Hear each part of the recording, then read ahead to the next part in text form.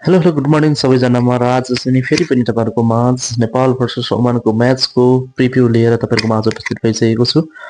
र आज विशेष गरेर एकदम इम्पोर्टेन्ट म्याच रहेको छ, विशेष गरेर नेपालको लागि यो T20 वर्ल्ड कप क्वालिफायरको ट्रफीको लागि पनि हो। जुन टिम किन भन्दाखेरि ओमान टिम यसै पनि सबैभन्दा नम्बर 1 उत्कृष्ट खेल प्रदर्शनसँगै टेबल टप रहेको छ भने सेकेन्डमा नेपाल रहेको छ। थोरै किन भन्दा नेपालले कार्डियक रूपमा चाहिँ एकदमै नजिक क्लोज म्याचहरू जितेको कारणले गर्दा नेपाल चाहिँ अलि सेकेन्डमा अङ्कमा रहेको छ। त्यही कारणले गर्दा पनि आज जुन पनि टिमले जित्छ त्यसैले नै तपाईँको वर्ल्ड कप क्वालिफायर ट्रफी लगभग उचाल्छ भन्दा पनि भन्न सकिन्छ। किन भन्दाखेरि नेपालको यसपछिको म्याच भनेको सामोआसँग रहेको छ र त्यसै पनि सामोआलाई नेपालले अवश्य नै जित्न सक्छ भन्ने चाहिँ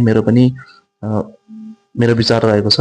र आजको म्याच विशेष गरी खास रहेको छ किन भन्दाखेरि अहिले चाहिँ खास गरी हेर्ने हो भने ओमान जसरी क्रिकेटहरू खेलिरहेको छ हैन, त्यो कारणले गर्दा पनि नेपाललाई जित्न अलिकति सहज नै नहोला जस्तो पनि भन्न सकिन्छ। तर चाहिँ त्यो भनिराख्दा चाहिँ नेपाललाई पनि कुनै अन्डर एस्टिमेट गर्न चाहिँ मिल्दैन। किन भन्दा नेपाल अहिले शानदार फिल्डिङ ब्याटिङ भन्दा पनि शानदार रूपमा चाहिँ फिल्डिङ र तपाईँको बोलिङमा अहिले नेपाल अग्रसर रहेको छ। र ब्याटिङ चल्यो भने अहिले थोरै रूपमा कुशल मल्लको अलिकति फर्म नदेखेको रहेको छ। तर चाहिँ यदि फर्ममा नभएका प्लेयरहरू पनि जुन चाहिँ मिडल अर्डरमा आउने प्लेयरहरू जस्तो अब सन्दीप जोरा कुशल मल्लहरूको यिनीहरूको पनि फर्म आयो भने यो म्याच चाहिँ नेपाललाई चाहिँ जित्न कसरी पनि सक्दैन। यो चाहिँ यति कुरा चाहिँ लेखेर तपाईँहरू राख्दा पनि हुन्छ। र नेपालको आजको म्याच एकदमै इम्पोर्टेन्ट छ, सबैले हेर्नुहोला।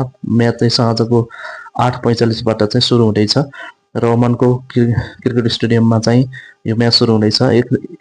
यसरी हेर्दाखेरि चाहिँ ओमानलाई किन पनि म्याच सहज भइरहेको छ भन्दाखेरि चाहिँ उसले चाहिँ आफ्नो घरेलु खेल मैदानमा खेल्दैछ र उसले त्यहाँको कन्डिसनको बारेमा सबै कुराले राखेर बुझिरहेको छ। त्यही कारणले गर्दा पनि ओमानलाई अलिकति खेलमा चाहिँ सहज छ। तर नेपाललाई जित्न ओमानलाई गाह्रो नै छ। उसले पनि आज एक जित निकालेर वर्ल्ड कप क्वालिफायरको ट्रफी उठाल्न चाहन्छ भने नेपालले पनि आज कुनै पनि खेलहरू चाहिँ अनबिटेड रहेर वर्ल्ड कप क्वालिफायर ट्रफी सहित विश्वकपमा पुग्न चाहन्छ।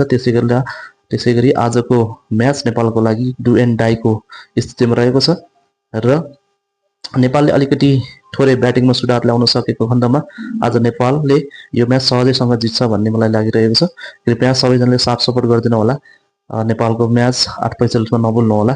8:45 साँझको समयमा छ, एकदमै रोमाञ्चक म्याच हुन सक्छ। कार्डियक किट्सको रूपमा पनि नेपालले जित्ने गरिन्छ।